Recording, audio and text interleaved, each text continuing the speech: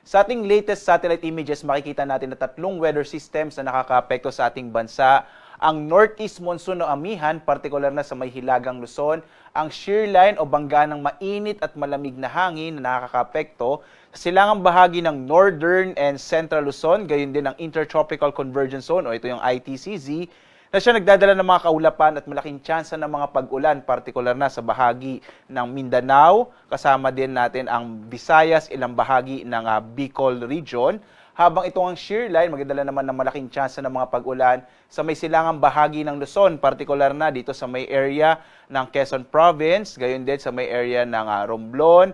Makararanas din ng malaking tsansa ng mga pag-ulan ang bahagi ng Isabela, Aurora, gayon din sa may Cagayan Valley region, partikular na sa lalawigan ng Cagayan. Ang iba pang bahagi ng Cagayan Valley ay maaaring makaranas ng mahinang mga pag-ulan dulot ng amihan o northeast monsoon, kasama dyan ang Ilocos Norte. Ay iba pang bahagi ng Luzon ay makararanas, kasama dyan ang Metro Manila, Calabarzon at Central Luzon, ay makararanas naman ng mga isolated na mga light rains dito sa may northern part. Habang may mga thunderstorms tayo dito sa may bahagi ng Central Luzon, kasama ang Metro Manila at malaking bahagi ng Calabarzon. Makikita po natin walang low pressure area na namamataan sa loob at labas ng Philippine Area of Responsibility.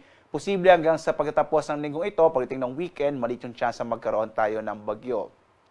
At dito nga sa Luzon, makikita natin ang malaking tsansa ng mga pag-ulan dulot ng ITCZ, partikular na sa ilang bahagi ng Bicol region, kasama itong lalawigan ng Romblon. Samantala, ang shear line magdadala pa rin ng malaking tsansa ng mga pag-ulan sa may bahagi ng silangang bahagi ng Luzon, partikular na nga itong Cagayan, kasama yung Isabela, gayon din ang area ng Quirino, at kasama din yung Aurora at ilang bahagi din itong Quezon Province.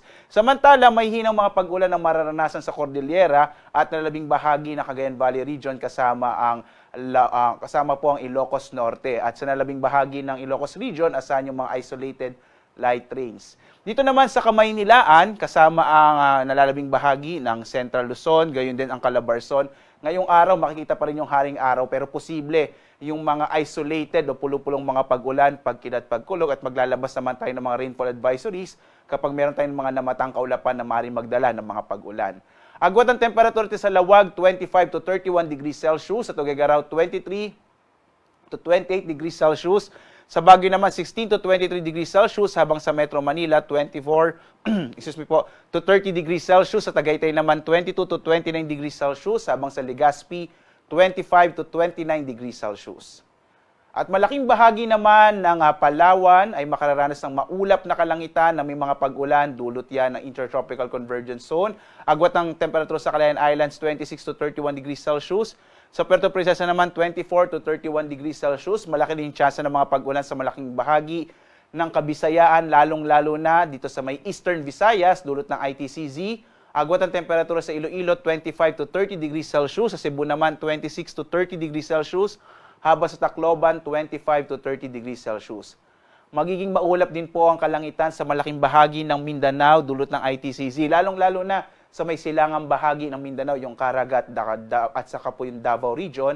Agwat ang temperatura sa Zamboanga, 25 to 32 degrees Celsius. Sa Cagayan de Oro, 24 to 30 degrees Celsius. Habang sa Davao, 25 to 31 degrees Celsius.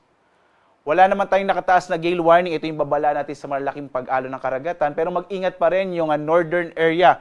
Sa mga baybayin po sa may northern Luzon, inaasahan natin na lalakas ang hanging amihan sa mga susunod na araw. Kaya iba yung pag-iingat, lalong-lalo na sa mga maliit na sakyang pandagat at maliliit na mga bangka, dahil posibleng katamtaman hanggang sa maalon na karagatan ang maaring maranasan.